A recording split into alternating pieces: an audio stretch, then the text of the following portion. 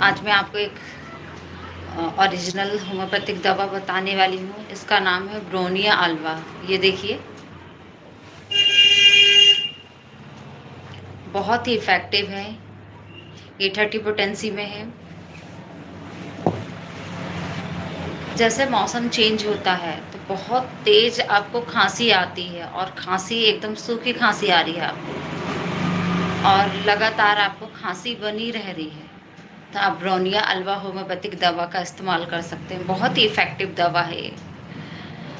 आप रात में सोते हैं, अब बहुत तेज़ खाँसी आती है, अचानक से उठकर आप खाँसने लगते हैं और सूखी खाँसी आती है।